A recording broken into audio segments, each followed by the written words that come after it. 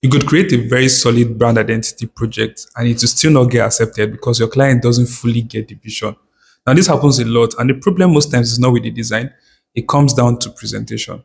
Now, a big part of presentation is mockups, which is like digital representations that help us to visualize how this brand is going to look like in real life. But the truth of the matter is, the best of these mockups are not free. So, in this video, I'm going to show you how to create your own high quality mockups in Photoshop. Hey guys, it's Steven here, aka That's Design Guy, and I'm back with a very solid tutorial for you. Now, if you're an intermediate designer, you already know how to use mockups at this point. But where most designers go wrong is that they use mockups that do not directly relate to the brand that they are designing for.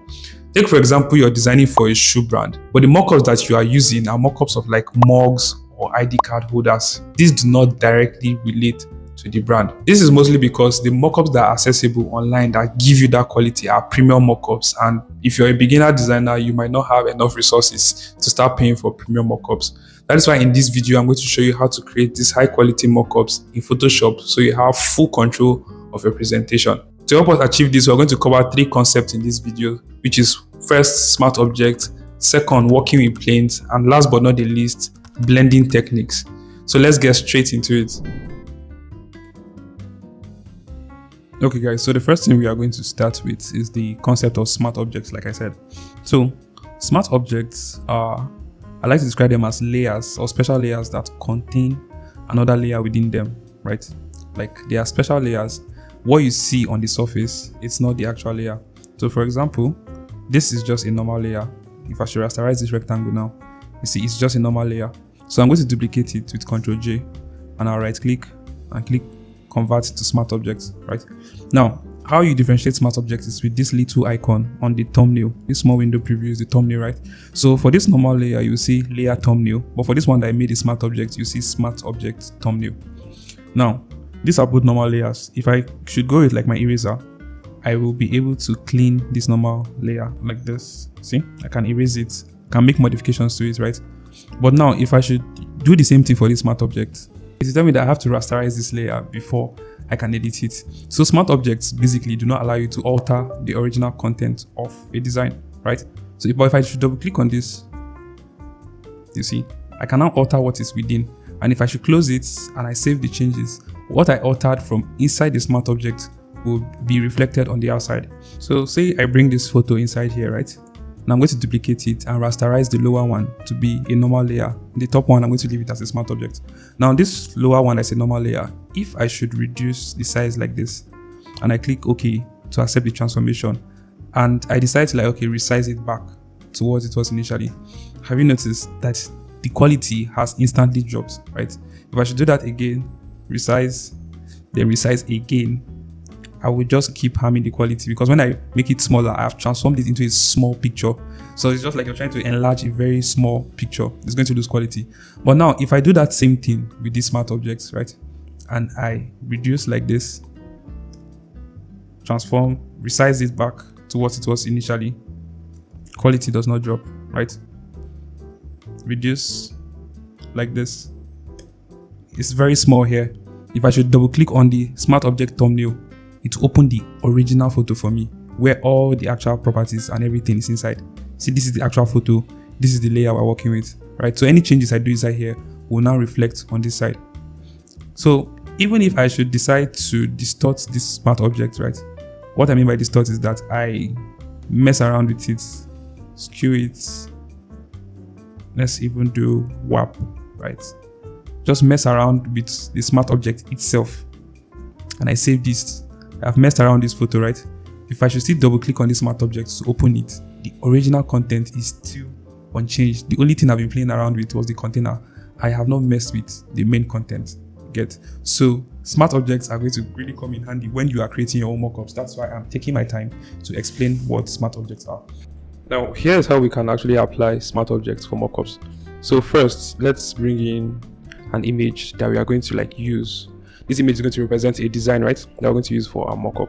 Now, let's bring in the actual mockup image. So I'm going to use the image of a laptop since it's a screen. Now, I want to place my design on this laptop screen. And as you can see, it's not like a flat screen, right? it's at an angle, it's curved, there's perspective, right? So the easiest way to put this image or create a mock-up of this screen is by using a smart object. So the first thing you want to do in such a case is to create a rectangle, and create like a sizable rectangle, something of this size. Just try and estimate how the screen size will be like, right? Something like this. Then you make this a smart object. So you can name the layer like image here, if you like to be organized with your layers. So now you're going to make this a smart object, right? Now what you have to do is to transform this rectangle to fit the size of the screen, and you do that using your distort and your resizing options. So if I right click and as you click to distort, then I can start to bend this to match what that screen looks like. Just move this position. So when you're drawing your rectangle, if your screen has like curved edges, you should take note of all of that. But just resize, you can zoom in for accuracy and position the rectangle or distort the rectangle to match your screen size, how you would want it, right? So this is decent enough so that I don't spend most times here. So now I'm now going to double click to open this smart object, right? So I would double click, and you see that despite the distortion we did on that smart object, it did not affect the main rectangle. See, that's why I established how smart objects work. So now this design that I said we want to use, I'm going to drag it into that smart object. So you can drag it directly from your desktop or wherever, but just bring it in and position it inside your smart object. Now you just have to close the smart object and click yes to save the changes. And by the time we go back to our main mockup, can you see that design has now come in here conveniently and easily, right? If you want to change the screen of this mockup, then you can also open it again and replace this image that is here, just like you would do with other mockups, right? So using smart object is the first way of doing it. So if you want to like have a different background and all, that is when you have to start modifying the main image itself by like maybe cutting out the laptop from the background. If you don't want this background showing there, you might just use like your object selection to just pick out the laptop. So you can just click and pick it out like this. Then of course you cut it out and you now have a plain background. Of course you do your cutouts better, I'm just for the sake of the illustration, right? So you can now have your background that fits whatever. So as you're moving this together, make sure you group them. Make sure you group the smart objects you created and the actual like background or the actual image you're using for your mockup, so that you can move them together and position it however you like. So all you just need to do is to go into here and edit this, replace this image, and you're going to have that mockup. So that's the first way of creating mockup. So this comes in handy when you are doing a lot of designs that involve digital devices like phones, iPads, tablets, laptops. If you're creating like you're branding a digital brand, right, you're going to be using device screens a lot. All those your icon mockups, using it to show your apps and the rest, app screens, websites, mockups and all. This is where you use stuff like this. You can do the same thing with your phone screen as well. Right? So for the second example using this, let's say I want to use this image, right, and put my design inside this phone screen. For the sake of this, I will just use this UI design, right? So now it's the same process like I explained earlier. First, you're going to draw a rectangle that's going to fill up the screen, right? And notice that this one has like curved edges. So I will draw a rectangle that I would estimate to fit that screen size, right? Then give it a corner radius that would match that, right? So now you're going to right click again and make this a smart object. Then now you are going to distort it again to match that screen size, right? So you can reduce it, right click and distort. Move this here, move this here, the lower one, then this should be here, right? You can take your time to make yours more perfect. I'm just rushing through for the tutorial. Now we have this, right? But of course in the image the man's thumb is there, so we're not just going to overlook the thumb, right? So we can make a selection of his thumb alone. You know how layer arrangement works now. So just make a selection of his thumb alone. You can use your pen tool for accuracy. I'm just going to be rough with it here. Make a selection of it, right, so that the thumb is like a separate layer. You want it on top of the screen, right? So if I bring on the black screen, you can see that the thumb is now on top of the screen. So when you are creating yours, just make sure that you make everything here more perfect, right? So now you are going to double click on the smart objects that you created, and you're going to bring in that phone screen. So this is the screen I designed, right? So just bring that in here. This is actually a student's design, not my design actually. So resize and position how you want.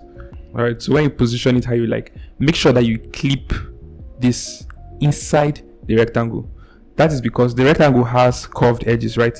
It's not just straight, the rectangle is curved. So make sure that you clip this image inside the rectangle. Just hold your Alt key and click, or it's just very simple. You can go to layers and create clipping mask, right?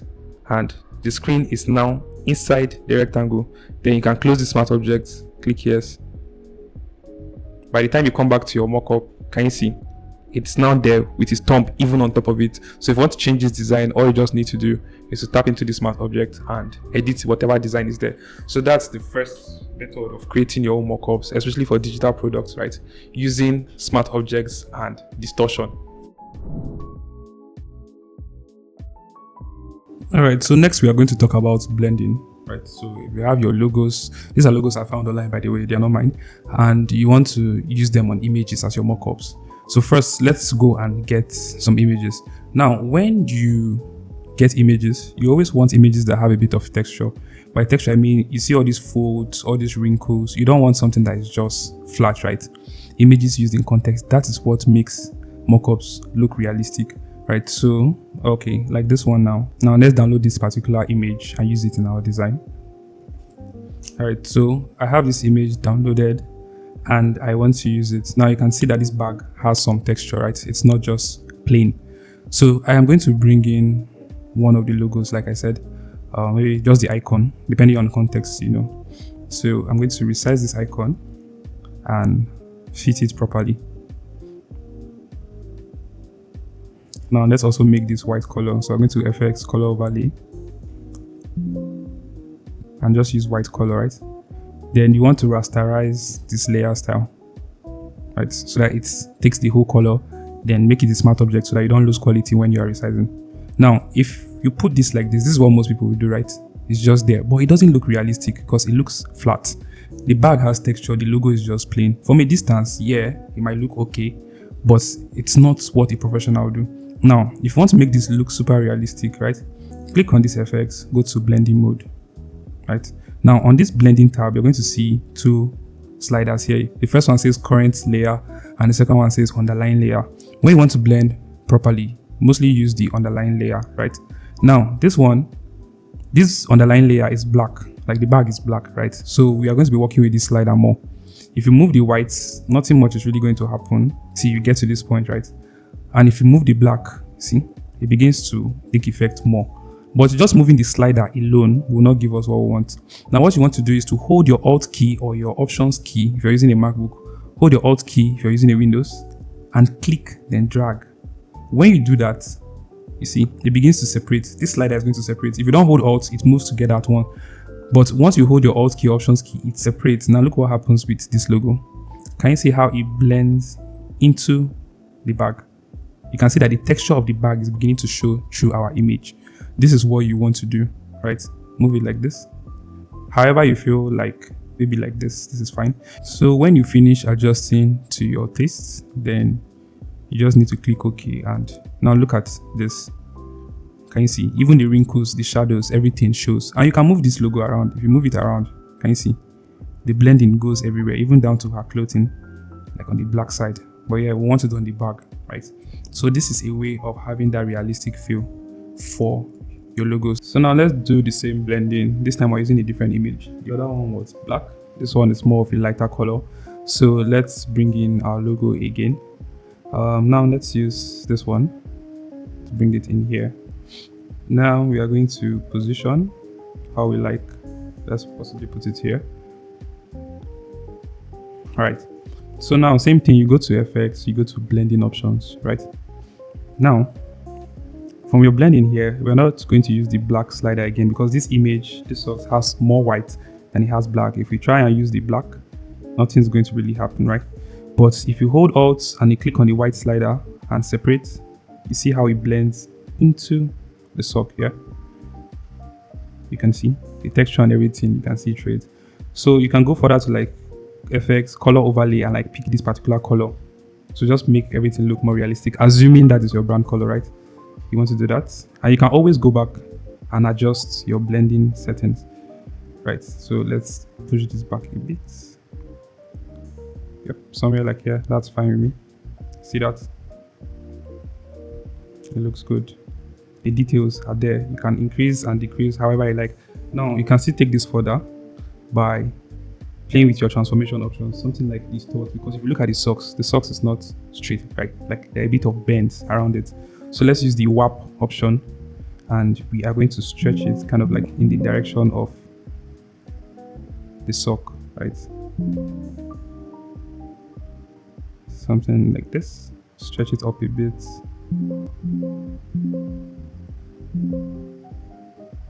The sliders can be quite tricky sometimes.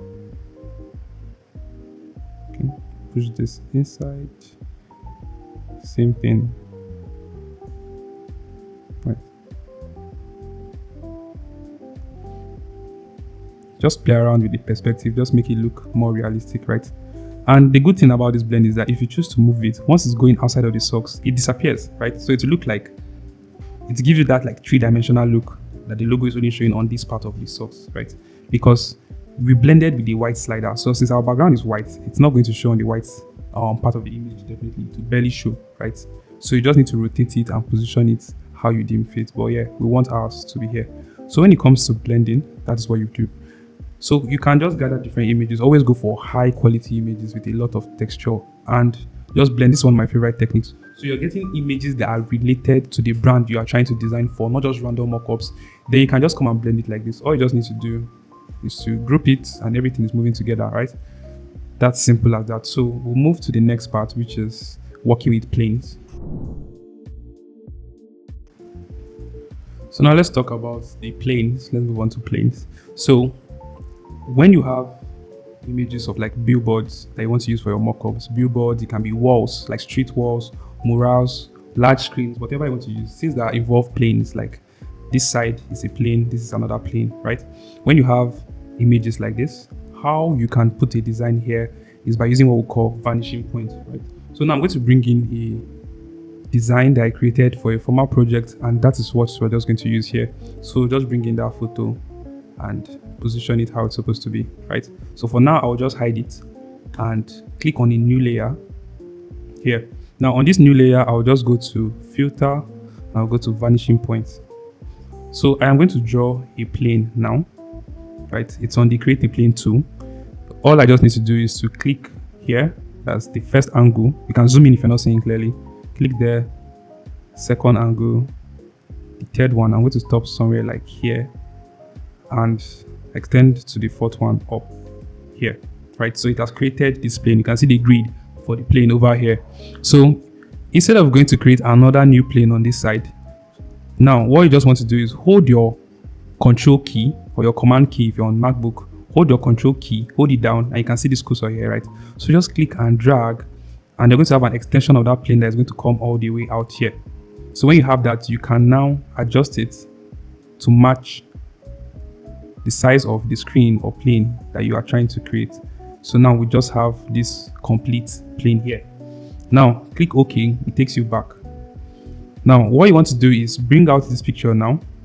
Press Ctrl A or Command A to make a selection. You can see there's an active selection now. Press Ctrl C to copy, right? Then press Ctrl D to deselect. So Ctrl O is going to make a selection of this picture, Ctrl C will copy, then Ctrl D will remove that selection so that we can hide it.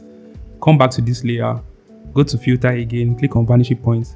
Our plane is still going to be active, you can see. So once we come back in, just press Ctrl V. It's going to paste that image that you copied earlier.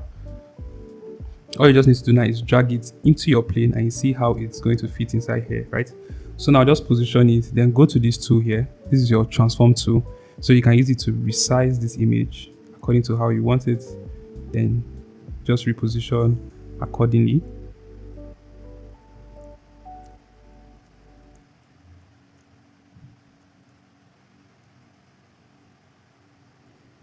So once you're done, all you just need to do is click OK, and you have it here. Yeah, so when you're doing it, use a better design, obviously. This one is just a rough work. Now, that vanishing point, we would have done it on the main image, but I chose to do it on a new layer, right? A new blank layer. And the reason is we want to still be able to work with this image to make it look a bit realistic.